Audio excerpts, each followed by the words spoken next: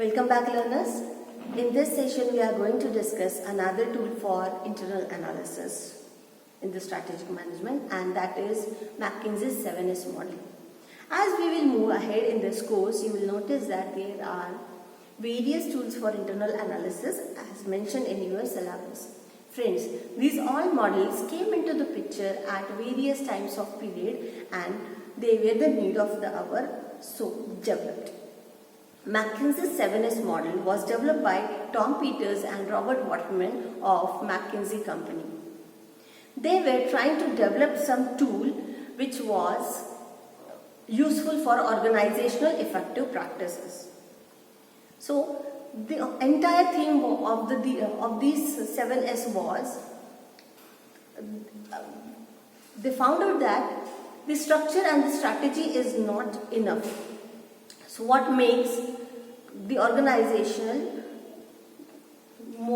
operations more effective? So they came to know that there are several other factors which are equally important. So let me read for you what was the entire theme of this paper.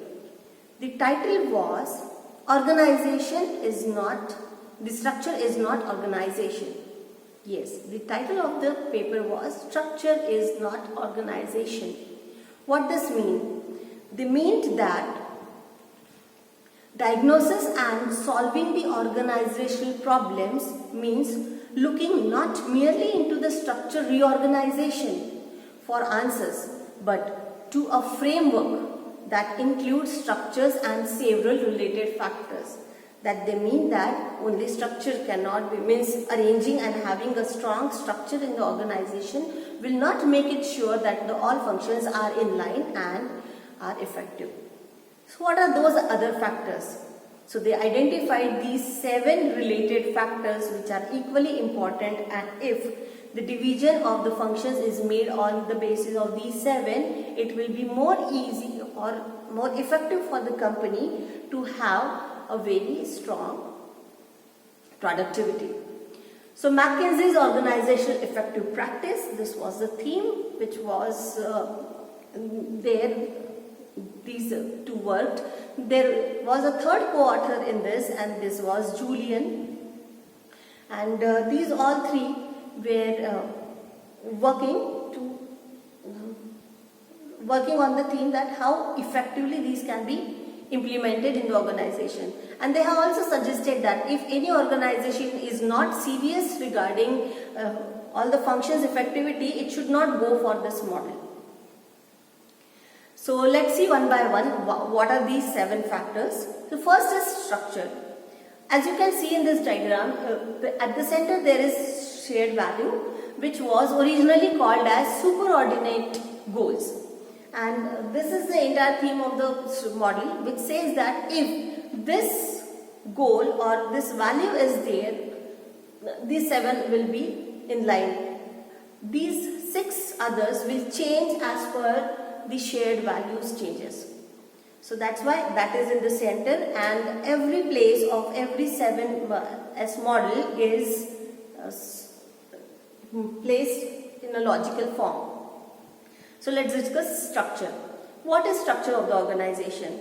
Until this was developed in 1980s, there was a line hierarchy system of the organization which was very common, obvious and followed everywhere. As the markets expanded and companies were going beyond their restricted or first markets, they came to know that there is a need. As the markets are different, we need to focus accordingly to make profits, and that's why the structure was first considered. So this will give the answers for the following questions.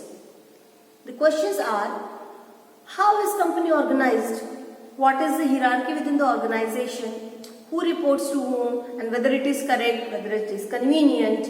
How do different departments work together? How are the projects organized within the organization? Are the decisions arranged? Whatever decisions are arranged, they are centrally or decentrally arranged. Is this how it should be for that organization? So the structure talks about all this.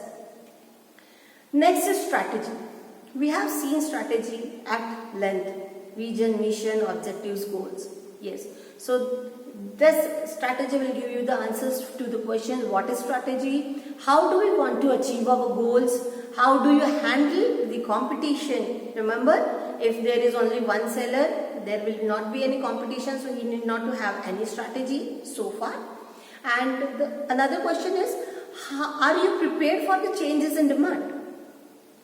So as the changes in demand will happen, your strategies will change. So you will have to have every time new strategy according to the changes in demand. So this is the questions a strategy can answer. Third S is systems.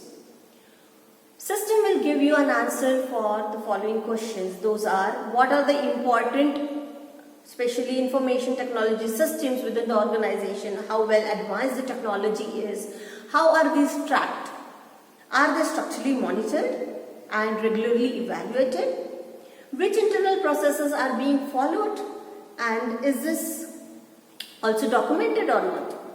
So this is how the system will work. The system is where you are all putting the information and which is in line to process every bit of the productivity or the process of the production, whether it is service or manufacturing.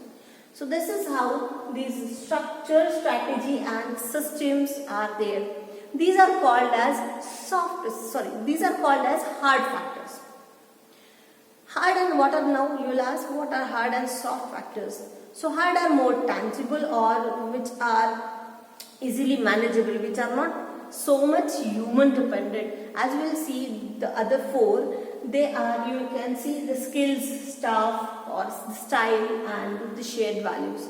These are very much sensitive towards the human aspect. So let's see what are these soft factors. So first soft factor is shared values, or as originally they called it as superordinate goals. These goals are often the core of the business as proposed by the promoter of the business. So what are the shared values of the organizations? What are the terms and conditions on which the organization wants to go ahead? Is there any vision? Is there any plan? And are these known to staff? That is also very important. What is the culture like within the organization? Do the defined vision and values of the organization match the reality? Does management also adhere to the shared values and vision? These all are answered by the superordinate goals. Remember, in all these 7, these will come first and the other 6 will depend on where these are going. So basically shared values set a direction for us. So another soft factor is skills. What are different training courses the staff has attended? Have they been developed well? Are they being given training time to time so that they will be enhancing their skills, which will be contributing to the production activity?